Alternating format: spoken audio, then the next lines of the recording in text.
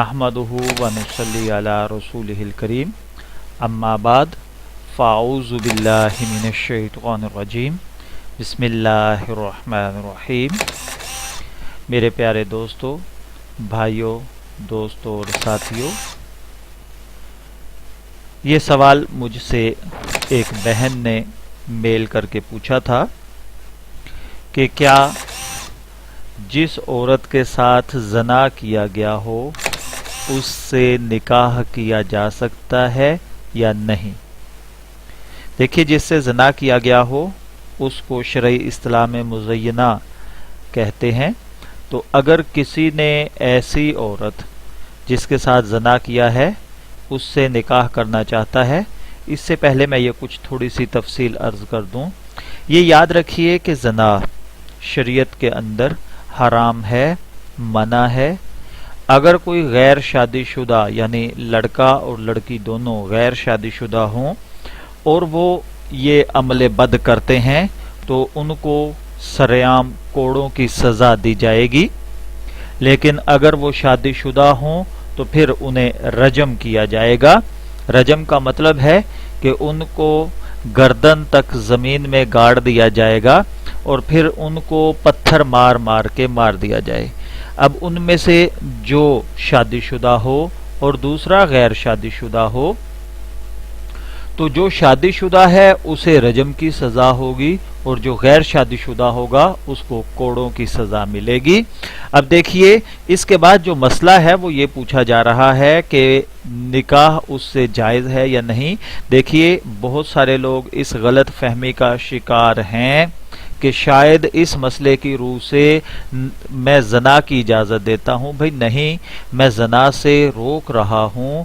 मैं जो बात अर्ज कर रहा हूँ वो ये है कि वो आदमी बेहतर है जिसने किसी से ज़ना किया है, वो उसी से शादी कर ले, क्योंकि बाद में वो बच्ची, वो लड़की अगर गैर शादीशुदा है, दर दर की ठोकरें खाएगी, तो वो उससे शादी कर ले। शरीयत मुताहरा ने भी ज़ना को बहुत सख्त गुनाह करार दिया है।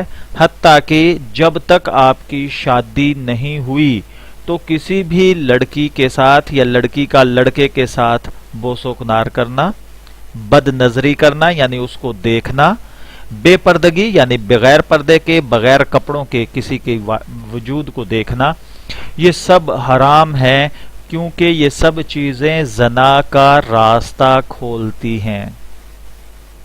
कुरान पाक की सूरह बनी इसराइल की आयत नंबर 32 के अंदर अल्लाह ताला ने फरमाया है, वला तक़रबुज़ ज़िना, कि तुम ज़िनाकारी के करीब भी मत फटको, बेशक वो बड़ी बेहयाई की बात है और बुरी राह है।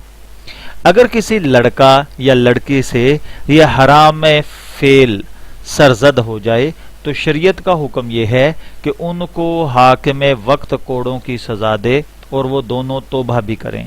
अगर इस्लामी हुकूमत ना होने की वजह से या मुल्क में ये कानून नाफिज ना हो, या कानून नाफिज है और कोड़ों की सजा दे दी, बाद में वो दोनों आपस में शादी करना चाहें तो शरन इसकी इजाजत है।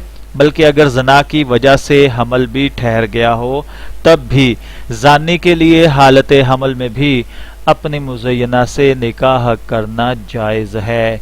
यानी अगर किसी को खुदा न खास्ता ज़ना की वजह से हमल ठहर जाए, औरत प्रेग्नेंट हो जाए, तो जिसने ज़ना किया है वो निकाह भी कर सकता है और वो उसके साथ हम बिस्तरी भी कर सकता है। लेकिन अगर किसी ऐसे शख्स के साथ उसका निकाह किया जा रहा हो कि जिसने ज़ना नहीं किया, तो उस शख्स के लिए ये शर्त है कि वो तब तक निकाह ना करे या हम बिस्तरी ना करे जब तक कि वज़ा हमल यानी उस बच्चे की पैदाइश नहीं हो जाती। और इसी तरह इसमें और बहुत सारी बारीकियां हैं। मेरा मशवरा है कि जो दोस्त इन बारीकियों को समझना चाहें वो डिस्क्रिप्शन में मौजूद मेरे नंबर पे कॉल करें या अपने करीब किसी बुजुर्ग, किसी आलिम दीन या किसी मुफ्ती से राब्ता करें।